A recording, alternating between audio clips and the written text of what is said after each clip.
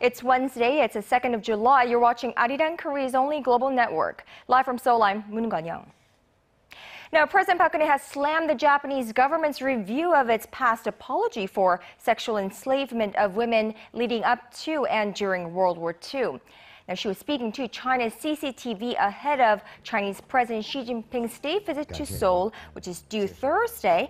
And the Korean president accused Tokyo of defaming the 1993 Kono statement in which Japan apologized for coercing women into military sexual enslavement. Now, saying such an act would further hurt the victims and break the trust between the countries. President Park said Japan's past system of sexual slavery is a violation, a universal violation of human rights that concerns the present time as well.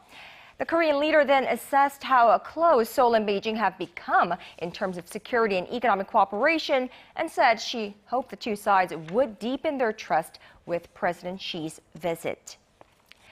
So the Chinese leader is due for a two-day state visit to South Korea tomorrow.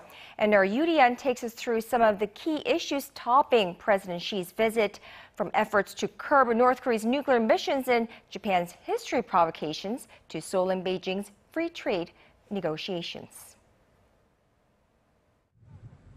Chinese President Xi Jinping's visit to Seoul this week sends a strong message to the North Korean leadership. It's practically the first time a Chinese leader, after taking office, is coming to South Korea before paying a visit to Beijing's traditional ally, North Korea. When the leaders of South Korea and China meet on Thursday, they will seek ways to substantially develop their strategic cooperative partnership with a strong focus on the North Korea nuclear issue.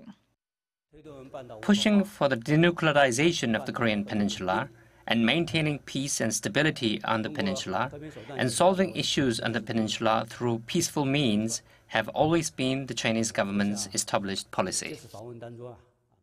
While Beijing will likely oppose recognizing North Korea as a nuclear weapon state, it's uncertain whether the two leaders will highlight more than denuclearizing the Korean peninsula in an expected joint statement following the summit.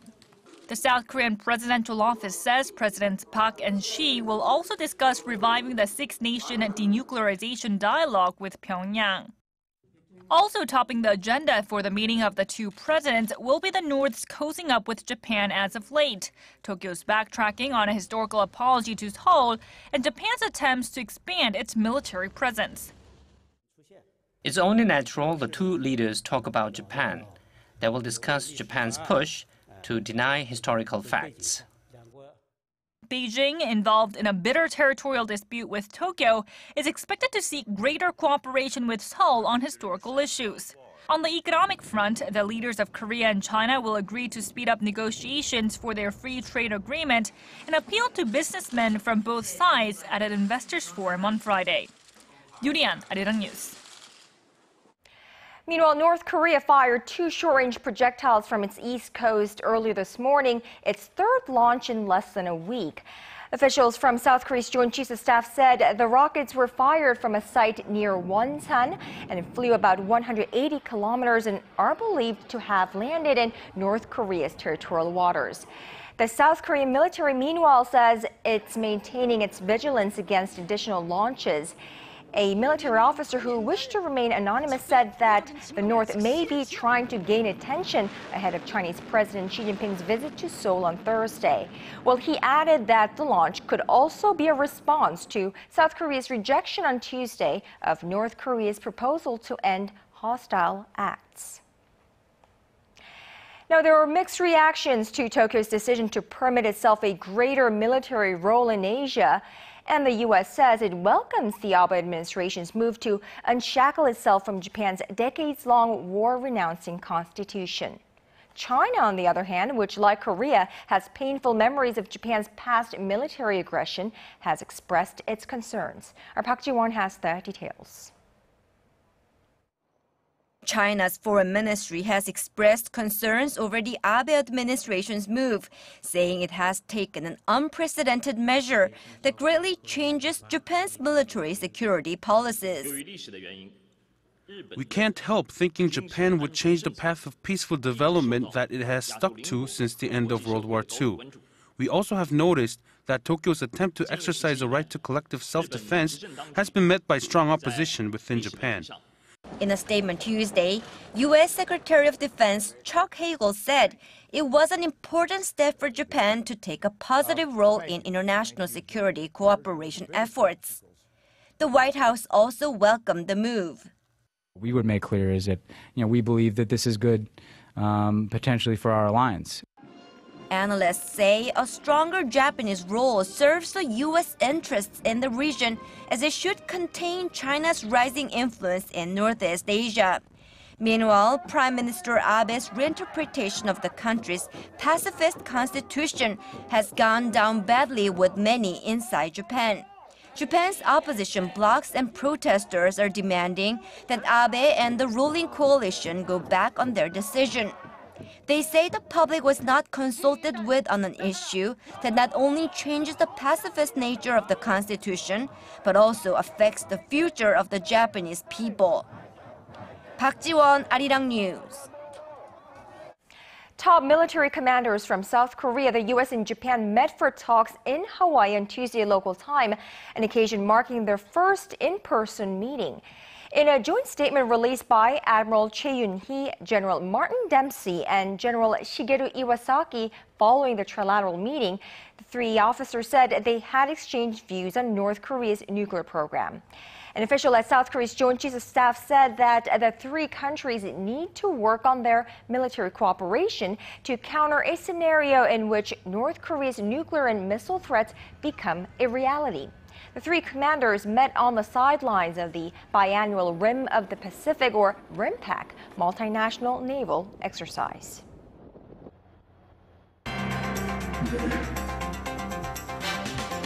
When the latest news meets the latest business stories, we give you a bigger and better picture of the world. Business Today with Moon Gon-young. Every weekday, only on ARIRANG.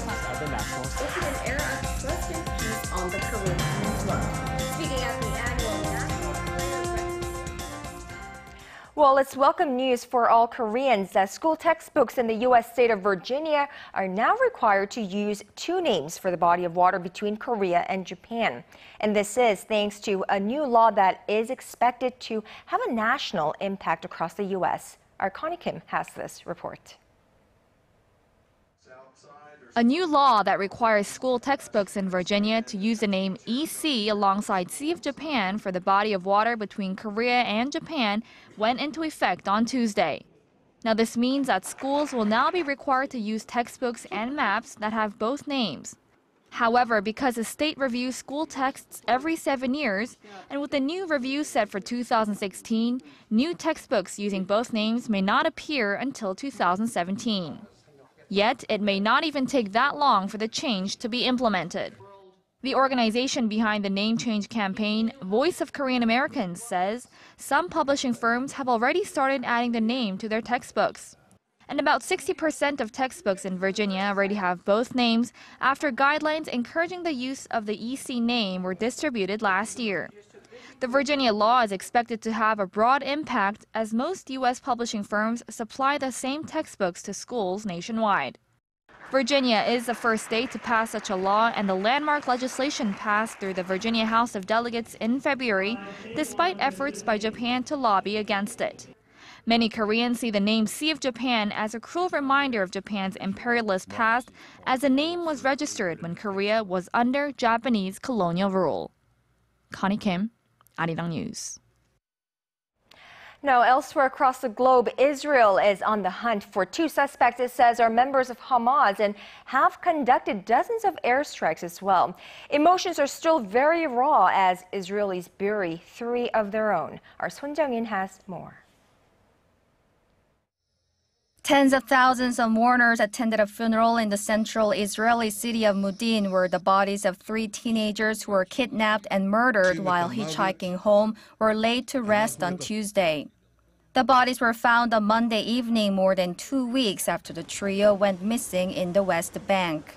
Israel says the Palestinian militant group Hamas was behind the killings, a charge Hamas has neither confirmed nor denied.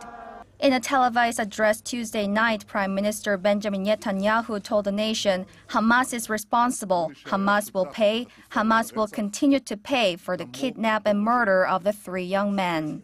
He also outlined a 3-pronged response to the incident, taking the murderers into custody, continuing to strike Hamas targets in the West Bank, and expanding the operation in Gaza as necessary. The Israeli Air Force carried out more than 30 airstrikes on Hamas in response to rocket attacks against its southern communities and warned of stepped-up military activity if the rocket fire continues. Outside the Middle East, the incident has spurred strong reactions from the U.S. and in Europe. British Prime Minister David Cameron has called the teen's deaths an appalling and inexcusable act of terror, while U.S. President Barack Obama similarly condemned what he called a senseless act of terror against innocent youth. 손정인, ARIRANG News. Over in France, in an unprecedented move, French police have detained former President Nicolas Sarkozy for questioning over suspicions he used his power illegally. Well, he was grilled on whether he had pursued inside information from a judge related to a 2007 probe on his campaign funds in exchange for the promise of a distinguished role in Monaco. Investigators also called in the high-ranking judge in question, in addition to a second judge and Sarkozy's lawyer. Sarkozy called the charges politically motivated, and they are being seen as a significant blow to the former leader's ambitions for another presidential run in 2017. And now on to the latest from the World Cup. Day 20 at the 2014 FIFA World Cup went to prove that, yes, this is a cliche, but still remains true. It's not whether you win or lose, it's how you play the game. So, case in point, Argentina won its game against Switzerland and the U.S. lost to Belgium. So on paper, the scores 1-0 and 1-2 respectively should be the only stats that matter, but they aren't, and the reason why gets to the heart of what the World Cup is. The first match went scoreless and seemed bound for penalty kicks until Angel Di Maria scored in the 118th minute, sending Argentina to the next round. Argentina will now face Belgium, who beat the U.S. 2-1, with all goals coming after extra time. Belgium's Kevin De Bruyne scored in the 93rd minute, and Romelu Lukaku netted Belgium's second goal in the 105th minute. The United States' Julian Green managed to score just 2 minutes later, but it was too late to change the outcome of that match. The top 8 teams have now all been decided, and the quarterfinals take place on Friday and Saturday.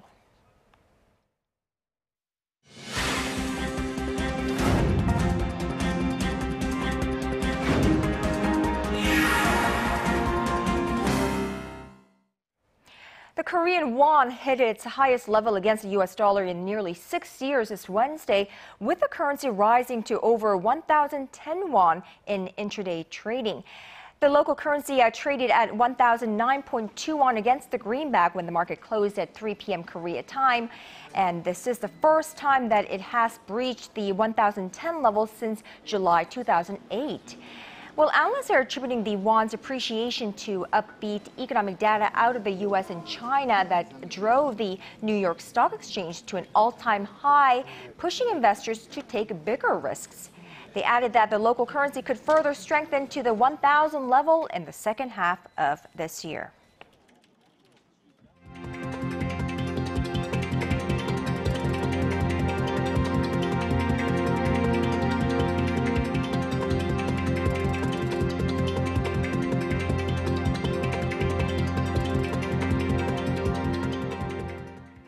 However, latest economic indicators released here in Korea are making many question whether the economy is truly on track to recovery. Many experts are urging the government to implement both short and long-term measures to spur growth and reinvigorate domestic demand amid fear the economy might fall into a low-growth trap. Our Hwang Ji-hye explains. Earlier hopes the Korean economy will settle into a firm period of recovery were dashed by April's ferry disaster, which made a massive dent in domestic spending. As a result, private institutions have slashed their growth forecasts.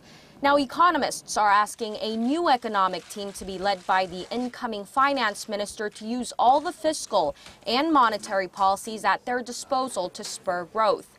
They say the government should pump money into the economy to help it escape from a low-growth trap, although that could lead to a fiscal deficit. They say a cut to the key interest rate could also be an option if the pace of recovery continues to remain sluggish. While Korea's traditional growth engine is exports, analysts say the government should lay out measures to boost domestic demand and improve the livelihoods of ordinary people. Some recent economic data has left some questioning whether Korea is truly in a recovery phase. The nation's output across all industries fell for 2 straight months in May, while the output in the manufacturing and mining sector dropped 2.7% last month from a month ago. That marked the biggest drop since December 2008 at the height of the global financial crisis. Hwang Ji-hye, ARIRANG News. Well, Korean-made cars are doing very well in the U.S. Hyundai Motor Group has set a new sales record in the U.S. market in the first half of this year. The Korean auto giant announced Tuesday that sales of Hyundai vehicles in the first 6 months of the year stood at more than 364,000 units, which is up nearly 1% on year. Now, Kia Motors sold in excess of 297,000 units, which is the highest amount since the company came into the U.S. market back in 1994. The company says record-breaking sales last month contributed to the stellar first-half performance. But back here in the country, this may not be such a good news for you employees out there, but the government may cut all employee bonuses at state-run enterprises starting next year as part of efforts to address problems with lax management and skyrocketing debt. The proposal was included in a revised manual on the assessment of public enterprises distributed at a recent public institution management meeting. Well, the government says, depending on the outcome of the evaluation process, a partial cutback could be implemented, but they are leaving open the possibility of a broad cut. The government has also increased the number of institutions that will be evaluated for debt reduction plans from 10 to 119. Well, despite all, it seems that government policies encouraging women to re-enter the workforce are on the right track and apparently is making an impact in the market. New data shows the economic participation rate for women in Korea rose to a 7-year high last year. Here's our Kim Ji-yeon. For the first time in 7 years, the employment rate for women in Korea surpassed the 50% mark last month. Data by Statistics Korea shows the employment rate for women in their late 20s and early 50s rose the most, and the rate for those between the ages of 25 and 29 was over 70%. That means that roughly 7 out of 10 women who are able to work have a job, and it surpasses the employment rate for men in the same age group. Government policies encouraging flexible working hours and training for mothers seeking to re-enter the workforce are seen as the main reasons for the increase, especially for women in their 50s. The employment rate for women between the ages of 50 and 54 increased the most of women in other age groups. The rate stood at around 65% last month, growing nearly 2 percentage points from the same period last year. A researcher with the Hyundai Economic Research Institute, Ko Seung-yeon, told Seoul-based Yonhap News the main reason the economic participation rate of women in their 50s rose more sharply than that of other age groups was due to the prevalence of low-quality jobs, and she emphasized the need to shift the focus on quality rather than the quantity of jobs provided. Kim Ji-yeon, ARIRANG News. Well, to open or not to open, that is the question. Well, we're talking about Korea's ever-sensitive rice market. The government here was very close to making that decision earlier this week, but then postponed it again, saying more time is needed to consult with the nation's farmers and the public. Well, for an in-depth discussion on this issue, Professor Jinsuk joins me live in the studio. He is a professor of economics at the Catholic University of Korea. Professor Yang, welcome to the program. Thank you for having me. All right, so a policy decision on rice liberalization was expected in June, and we're now in July, and that decision has not been made. And there has been a growing international pressure on the government to open up the market, and it seems like the Korean government is more or less sandwiched between that pressure and, of course, a domestic opposition. Where does the Korean government stand in the rice market battle? Okay, I think the Korean government, the executive branch, is pretty set on opening the rice market subject to very high tariffs. Now, the Korean you have to remember that according to the WTO rules, the rice exemption for Korea is exactly that. It's an exemption. Korea has received it for the last 20 years, and it was very difficult to get it during the Uruguay round, and the time limit on that has run out. Now, there may be a chance for an extension, but the cost we have to pay for it is probably too high. So the government, I think, is fairly set on opening the market subject to high tariffs, but it's run into various political problems from the opposition party as well as the farmers. So I think because we don't have to tell the WTO what we're going to do until September, they're sort of punting. They're trying to see if things will be more favorable later in the year. Well, so the opposition, the farmers and the public and the opposition lawmakers, what's their side of the argument? Okay, well, there's the traditional arguments. There's food security. Rice is important for culture. There's multifunctionality of agriculture. But I think the real argument is that the farmers in Korea have very low pay. So it's very difficult for them to live, especially if their last remaining sort of refuge, which is rice, is opened up to the market, or at least that's what they think.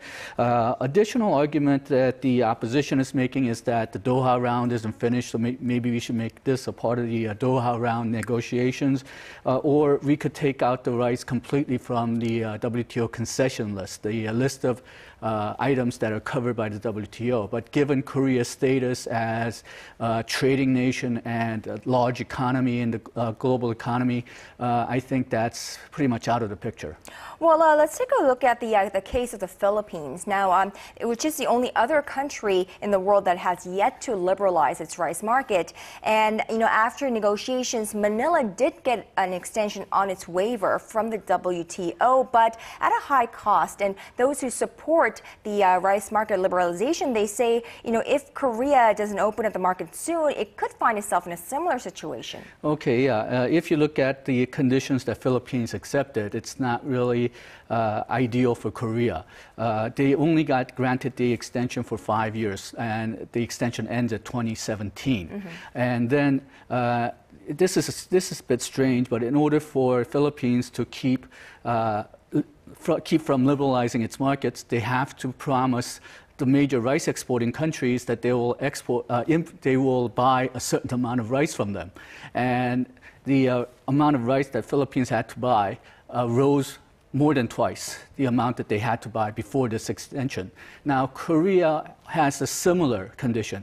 In order for Korea to keep rice imports out, we have to buy rice from major rice exporting countries. And right now, Korea is buying about 10% of domestic consumption.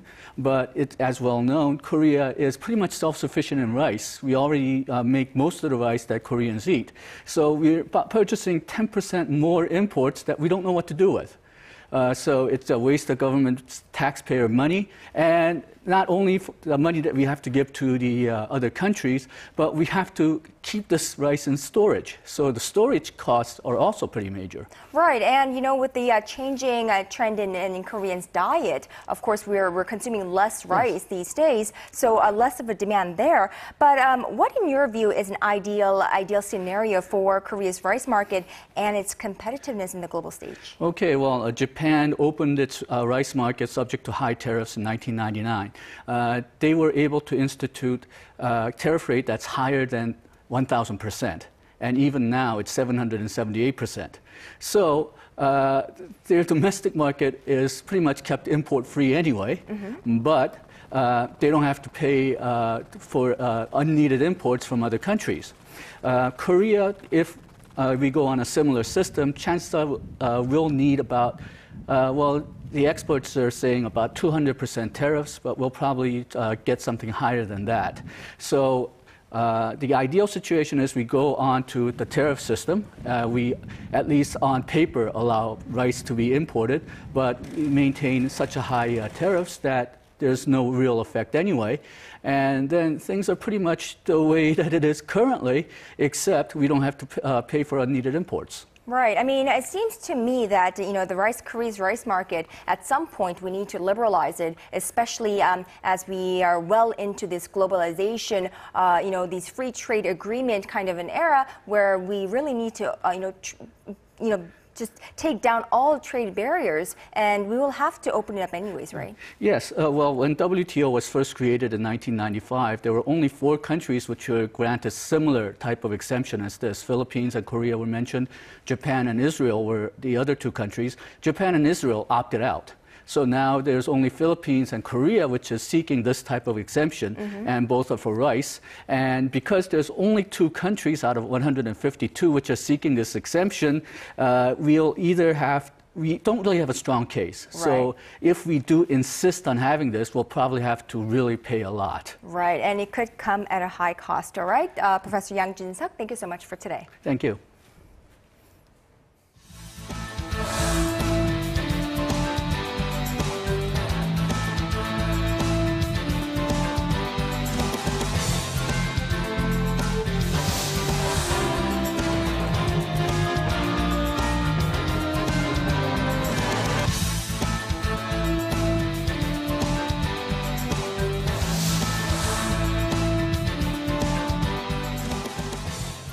And that's your business today on this Wednesday. Thank you for watching, and I'll see you at 6 p.m. Korea time.